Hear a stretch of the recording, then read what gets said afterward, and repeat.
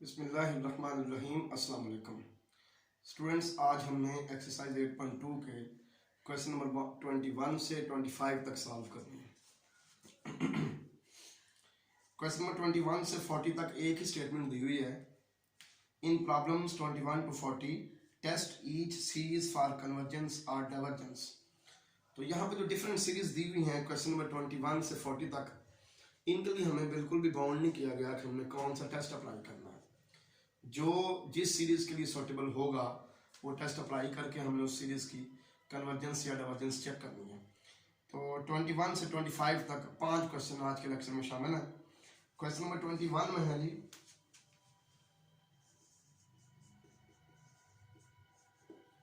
Question number 21 है 1 to infinity n square e की power minus n cube. ये हमारे पास सीरीज दी हुई है, ठीक है। इस सीरीज की nth टर्म क्या है? Here nth term is n square e की पावर माइनस n क्यूब। ये nth टर्म है। ये जो सीरीज है ना जिसकी nth टर्म है, इसके लिए ना तो लिमिट कंपैरिजन टेस्ट सूटेबल नजर आ रहा है, हमें कुछ भी नजर नहीं आ रहा कि हम bn क्या लें ताकि हम लिमिट कंपैरिजन टेस्ट इस्तेमाल कर सकें, ना ही बेसिक कंपैरिजन टेस्ट अप्लाई होता नजर आ रहा है। इसके लिए जो है ना हम इंटीग्रल टेस्ट ट्राई करते हैं अप्लाई करने की, कि इंटीग्रल टेस्ट के जरिए पता चल जाए कि ये सीरीज कन्वर्जेंट है कि डाइवर्जेंट है। उसके लिए let F of X equal है एक्स स्क्वायर ई की पावर माइनस एक्स क्यूब। ठीक है, हम जो है ना एफ ऑफ एक्स हमने एक फंक्शन लिया है such that F of N किसके इक्वल हो? ए एन के इक्वल हो। ये इंटीग्रल टेस्ट लगाने का मेथड है कि आपका जो फंक्शन है ना उसकी value x equal to N पर आपकी nth टर्म के इक्वल हो। ठीक हो गया, तो ये फंक्शन हमने ले लिया। अगर ये फंक्शन नॉन इंक्रीजिंग होगा या डिक्रीजिंग होगा तो फिर हम इंटीग्रल टेस्ट अप्लाई कर सकेंगे। ठीक है, उसके लिए हम इसका डेरिवेटिव लेते हैं, differentiating with respect to x। Derivative ले लें, f dash of x equal होगा जी पहला वैसे का वैसे ही, दूसरे का डेरिवेटिव, इसका डेरिवेटिव होगा e की power minus x cube e की power minus x cube multiplied by power का साथ डेरिवेटिव, तो ये आएगा माइनस 3x स्क्वायर। ठीक हो गया, पहला वैसे का वैसे ही, दूसरे का डेरिवेटिव प्लस दूसरा वैसे का वैसे ही पहले का डेरिवेटिव, तो x स्क्वायर का डेरिवेटिव होगा 2x। अब यहां से एक तो x कॉमन आ रहा है और एक आ रहा है e की पावर माइनस एक्स क्यूब, तो x और e की पावर माइनस एक्स क्यूब हमने कॉमन निकाल लिया। हमारे पास जो चीज बच गई वो बच गई थी माइनस 3x क्यूब प्लस 2, ये हो गया माइनस 3x क्यूब प्लस 2। अब ये जो हमारे पास डेरिवेटिव की वैल्यू आई है ना ये नेगेटिव रहेगी for all x belonging to the interval from 1 to infinity। ठीक हो गई, यानी कि ऐसा हमारा इंटरवल जो 1 से स्टार्ट हो रहा है और इन्फिनिट चल रहा है, उसमें से हम x की कोई भी वैल्यू ले लें तो ये जो डेरिवेटिव है ये नेगेटिव रहेगा। आप चेक करके देख सकते हैं। तो अगर डेरिवेटिव नेगेटिव है तो इसका क्या मतलब है? इसका मतलब है कि f of x is decreasing on the interval 1 to infinity। f of x decreasing है, so we can apply integral test। so we can apply integral test। हम इंटीग्रल टेस्ट अप्लाई कर सकते हैं। ठीक हो गई, उसके लिए हमने अपने फंक्शन की इंटीग्रेशन करनी है from 1 to infinity। 1 to infinity integral of f of x dx equal है जी integral from 1 to infinity f of x की वैल्यू है x स्क्वायर e की power minus x cube dx। ठीक हो गया, ये इम्प्रॉपर इंटीग्रल है तो इसलिए लिमिट t अप्रोचेस इंफिनिटी, इसको इंटीग्रल फ्रॉम 1 to t लिख लेंगे x स्क्वायर e की power minus x cube dx। अब हम लोग ऐसा करते हैं, एक्स स्क्वायर ई की पावर माइनस एक्स क्यूब का इंटीग्रल वैसे इवैल्यूएट कर लेते हैं, तो उसके बाद फिर हम लिमिट्स अप्लाई कर देंगे 1 to t, और बाद में फिर t की जगह पे इंफिनिटी पुट कर देंगे। इसे आप 1 कह दें और इंटीग्रल फाइंड करें एक्स स्क्वायर ई की पावर माइनस एक्स क्यूब का। ठीक हो गया। इसमें आप ऐसा करें कि आप एक्स क्यूब को z पुट कर दें, तो ये आएगा जी 3x स्क्वायर dx इक्वल आ जाएगा dz, x स्क्वायर dx की वैल्यू आ जाएगी 1/3 dz। तो ये वैल्यू हम यहां पे पुट करेंगे, x e की पावर माइनस x क्यूब की जगह पे z आ जाएगा, e की पावर माइनस z, और x स्क्वायर dx की जगह पे 1/3 dz आ जाएगा। हमारा इंटीग्रल जो है वो इस शेप में आ जाएगा। ठीक हो गया ना। तो ये आ गया जी 1/3 e की पावर माइनस z का इंटीग्रल होगा e की power minus z over minus 1, तो ये माइनस 1/3 e की पावर माइनस z, ये हमारे पास इंटीग्रल आ गया। ठीक है, ये हम यहाँ पे यूज कर लेते हैं।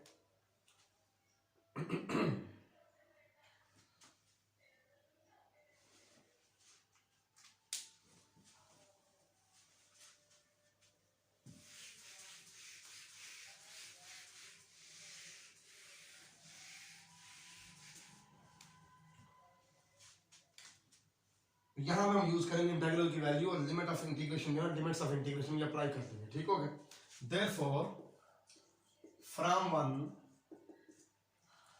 हमारा जो इंटीग्रल है 1 to infinity f of x dx, ये इक्वल आ जाएगा जी limit t approaches infinity, limit t approaches infinity, integral of x square e की पावर माइनस x क्यूब हमारे पास ये आ गया माइनस 1/3, इधर z की वैल्यू पुट कर दें माइनस x क्यूब e की पावर माइनस एक्स क्यूब। ठीक हो गया।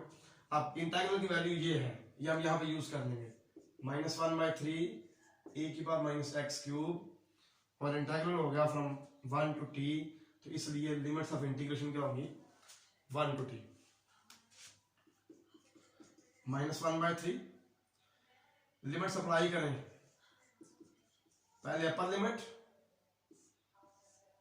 लिमिट्स पुट की तो e की पावर माइनस टी क्यूब आ गया, क्योंकि हम नेक्स्ट की जगह पे पहले अपर लिमिट पुट करना है, फिर माइनस लगाना है, फिर x की जगह पे लोअर लिमिट पुट करना है। e की power minus T cube minus e की power minus 1, minus 1/3 limit t approaches infinity, e की power minus T cube minus e की पावर माइनस 1।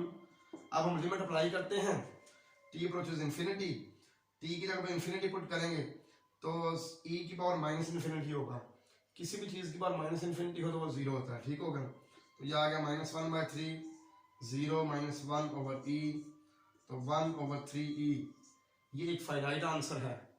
ठीक हो गया।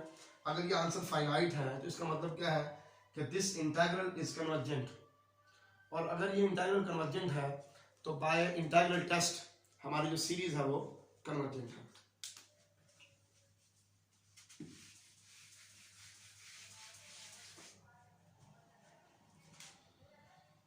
This implies that integral 1 to infinity f of x dx is convergent.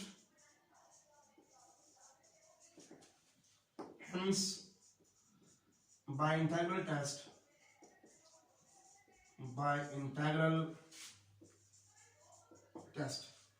hence by integral test,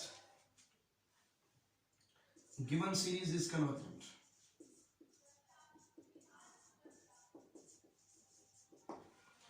given series convergent हो गई। तो इस तरह हमने इंटीग्रल टेस्ट के जरिए क्वेश्चन 21 में जो सीरीज दी हुई है इसकी कन्वर्जेंस चेक कर दी। अब क्वेश्चन 22 करते हैं।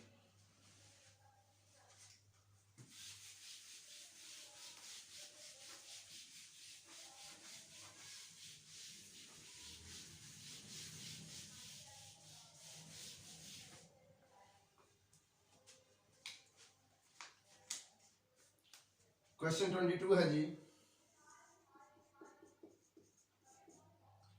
सीरीज है summation 1 to infinity 1 over 2n minus 1 की पावर 1/3। ये जो है ना दोनों टेस्ट लिमिट कंपैरिजन टेस्ट और बेसिक कंपैरिजन टेस्ट दोनों से हम इस सीरीज की कन्वर्जेंस या डाइवर्जेंस चेक कर सकते हैं, ठीक है। तो मैं यहाँ पर लिमिट कंपैरिजन टेस्ट लगाने लगा हूँ।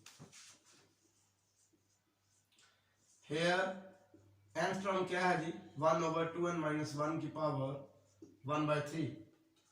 We apply limit comparison test.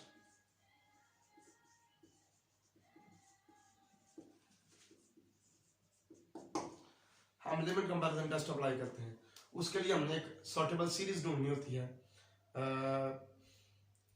जो कि हमारे लिए सॉर्टेबल साबित हो लिमिट कंपैरिजन टेस्ट अप्लाई करने के लिए, ठीक हो गई। तो उसके लिए आप लेट करें, let summation 1 to infinity bn equal है समेशन 1 to infinity 1/n की पावर 1/3। ये सीरीज हमने चूज की लिमिट कंपैरिजन टेस्ट लगाने के लिए, ठीक हो गया। Limit n approaches infinity, limit n approaches infinity an/bn equal है जी limit n approaches infinity, an की वैल्यू है 1/2n - 1 की पावर 1/3 ओवर bn की वैल्यू है 1/n की पावर 1/3, ठीक हो गया जी। अब ये ऊपर चला जाएगा, तो limit n approaches infinity n की पावर 1/3 ओवर 2n - 1 की पावर 1/3। यहां से ना नीचे से n कॉमन निकालें, n की पावर 1/3, n बाहर आएगा तो n की पावर 1/3 आ जाएगा हमारे पास, और यहाँ आ जाएगा 2 - 1/n की power 1/3। Limit n approaches infinity, ठीक होगा जी। ये वाला इससे कैंसिल हो गया। आप लिमिट अप्लाई करते हैं तो हमारे पास आ जाएगा 1/2 - 1/इंफिनिटी इसकी पावर 1/3। तो समथिंग ओवर इंफिनिटी ये जीरो होता है। समथिंग मतलब जो है ना इंफिनिटी ओवर इंफिनिटी नहीं, समथिंग ओवर इंफिनिटी। जब समथिंग का लफ्ज बोला ना तो उसका मतलब ऐसी चीज जिसका हमें अंदाजा है कि वो क्या है, इंफिनिटी का हमें अंदाजा नहीं, ठीक है। समथिंग ओवर इंफिनिटी यानी कि कोई ऐसी चीज जिसका हमें पता है, कोई ऐसा नंबर जिसका हमें पता है क्या है, ओवर इंफिनिटी ये जीरो के इक्वल होता है, ठीक है ना। तो ये 1/इंफिनिटी ये जीरो हो गया, तो हमारे पास आ गया 1/2 की पावर 1/3। ये नॉट इक्वल टू जीरो है, फाइनाइट है। तो लिमिट कंपैरिजन टेस्ट ये कहता है कि both the series, this series and this series behave alike, ठीक है। So by limit comparison test series AM and the series BN behave alike।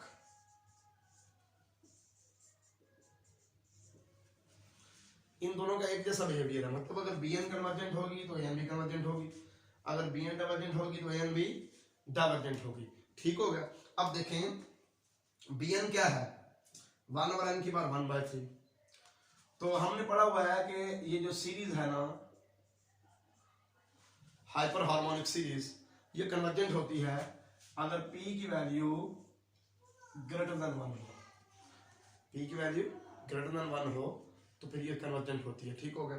तो यहाँ पे P क्या है, 1/3 है, ये लेस देन 1 है, इसका मतलब है कि ये सीरीज डाइवर्जेंट है। Know the series BN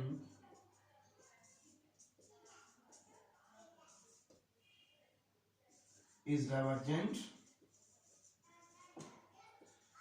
being a P series, being a P series, so AM is also divergent।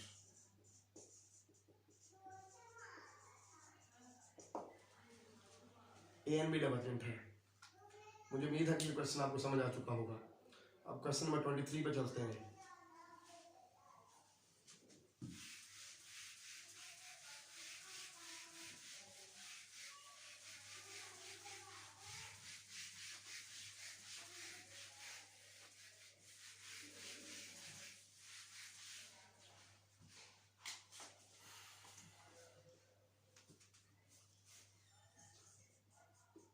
Question number 23 है जी,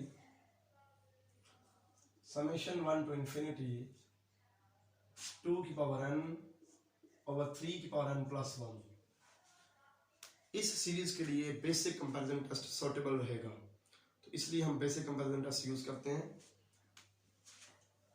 अब देखें कि क्लियरली 3 की पावर n प्लस 1 जो है ये ग्रेटर है 3 की पावर n से, ठीक होगा।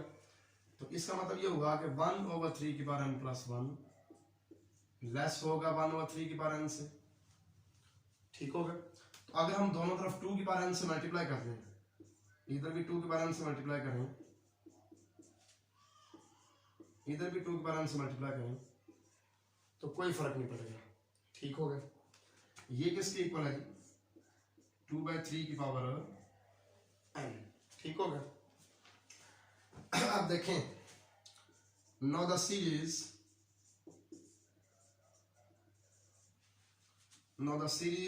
1 to infinity 2 over 3 की पावर n is convergent। ये क्यों कन्वर्जेंट है? क्योंकि देखें, अगर हम इसमें n की जगह पे 1 पुट करें तो 2/3 आता है, 2 पुट करें 2/3 का स्क्वायर आता है, 3 पुट करें 2/3 का क्यूब आता है, एंड सो ऑन। तो ये एक ज्योमेट्रिक सीरीज बन गई, क्योंकि इसको इस पे डिवाइड करें, इसको इस पे डिवाइड करें, यही आंसर आता है।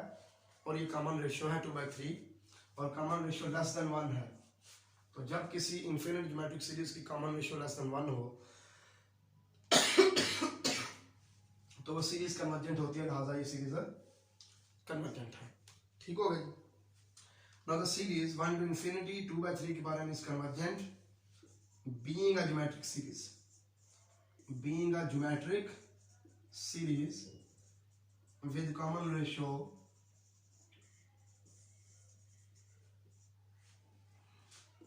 Two by three less than 1, ठीक है। अब देखें, ये चीज जो है इससे बड़ी है, इसका मतलब ये हुआ कि इस सीरीज की तमाम टर्म्स इस सीरीज की तमाम टर्म्स से बड़ी हैं, तो लिहाजा फिर ये सम इस सम से बड़ा है।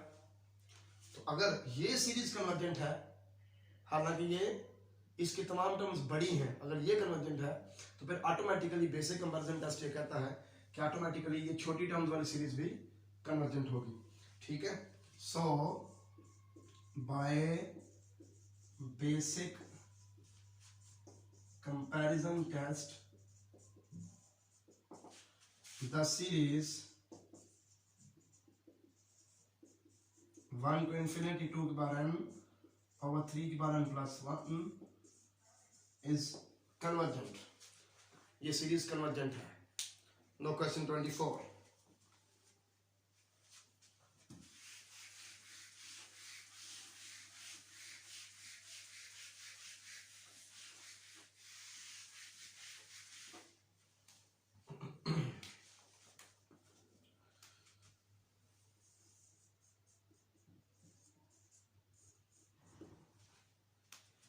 क्वेश्चन 24 है जी, 1 to infinity log n over 1 plus log n। यहां पे हमारी जो nth टर्म है वो क्या है जी? हेयर nth टर्म इक्वल है log n over 1 plus log n, ठीक हो गया। हम यहां पर डाइवर्जेंस टेस्ट अप्लाई करते हैं। डाइवर्जेंस टेस्ट क्या है कि अगर limit n approaches infinity an not equal to 0 हो तो सीरीज डाइवर्जेंट होती है। ये सिंपल सा टेस्ट है, डाइवर्जेंस टेस्ट। अगर लिमिट जो है 0 के इक्वल ना हो तो सीरीज डाइवर्जेंट होती है।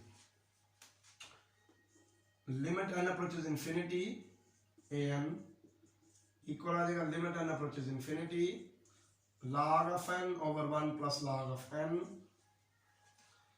ये बन रहा है infinity over infinity form.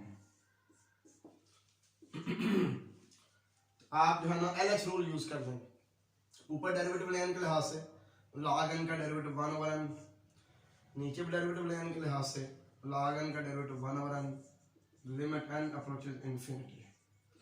n से कैंसिल हो गया, 1 आ गया, 1 नॉट इक्वल टू 0 है। So by divergence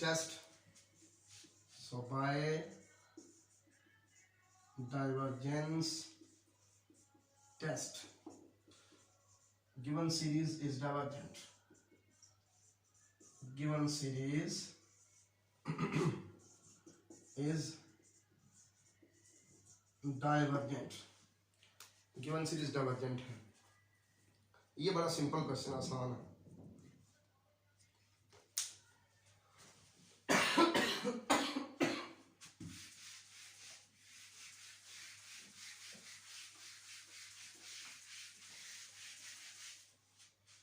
No, question number 25, sorry. Question number 25. Question 25 है summation 1 to infinity log of n plus 1 over n plus 2। इसके लिए ना लिमिट कंपैरिजन टेस्ट सूटेबल रहेगा। यहाँ पे हमने लिमिट कंपैरिजन टेस्ट यूज करना। कई दफा ना एक सीरीज हो सकता है मैं एक टेस्ट से करवा रहा हूँ, तो वही सीरीज आप चेक करें किसी और टेस्ट से, तो वो भी कामयाब हो जाए आप, ठीक है, उसकी कन्वर्जेंस या डाइवर्जेंस का किसी और टेस्ट से भी अंदाजा हो जाए। तो हम एक रूटीन के मुताबिक चल रहे हैं, कोई ज़रूरी नहीं कि आप मेरा मेथड ही फॉलो करें। बस ये कंसेप्ट एक बन रहा है कि जो टेस्ट हैं सीरीज की कन्वर्जेंस या डाइवर्जेंस चेक करने के लिए, ये हमारे लिए फ़ायदेमंद है। कई दफ़ा एक सीरीज के ऊपर कई टेस्ट जो हमें यूज़फुल होते हैं, हम एक टेस्ट से भी कर सकते हैं, दूसरे से भी कर सकते हैं, ये कोई मसला नहीं है। यहाँ पे an जो है ना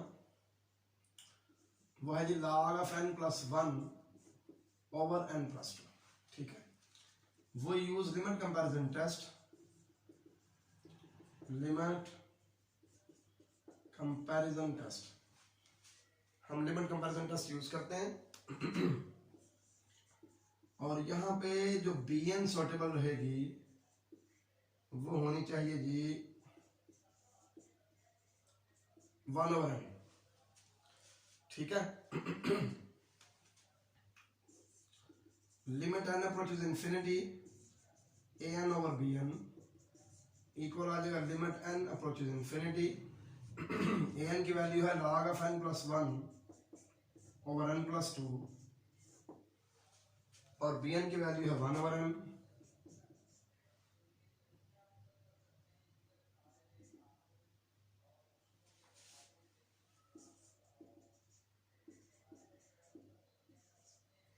n ऊपर चला गया, n log of n plus 1 over n plus 2, ठीक हो गया। अब हम इस n को ऐसे भी लिख सकते हैं, limit n approaches infinity log of n plus 1 over n को हम इसके नीचे लिखते हैं n plus 2 के नीचे, तो क्या आएगा n over n plus 2 over n, ठीक हो गया। n से कैंसिल हो गया। अब आप लिमिट अप्लाई करें। यहाँ पे असल में बन रही थी इन्फिनिटी और इन्फिनिटी वाली सिचुएशन, ठीक है, तो हमने उससे बचने के लिए ये काम किया है। अब आप लिमिट अप्लाई कर दें, log ऑफ इन्फिनिटी आ जाएगा, ऊपर इन्फिनिटी प्लस 1 इन्फिनिटी है और नीचे आ जाएगा 1 plus 2 over इन्फिनिटी। तो 2 over इन्फिनिटी तो 0 हो गया, तो ये आ गया इन्फिनिटी over 1, इन्फिनिटी ही आ गया, इन्फिनिटी over 1 का आ गया इन्फिनिटी। अब लिमिट कंपैरिजन टेस्ट ये कहता है कि अगर limit n approaches infinity an over bn जो है ये इन्फिनिटी आए और bn डाइवर्जेंट है तो फिर an डाइवर्जेंट होगा, ठीक हो गया। अब देखिए bn डाइवर्जेंट है क्योंकि बीइंग अ p सीरीज यहाँ पे p की वैल्यू क्या है 1 है, ठीक हो गया। तो p की वैल्यू 1 हो या 1 से छोटी हो तो सीरीज डाइवर्जेंट होती है वरना कन्वर्जेंट होती है, ठीक हो गया। And bn equal 1 over n is divergent, so by limit comparison test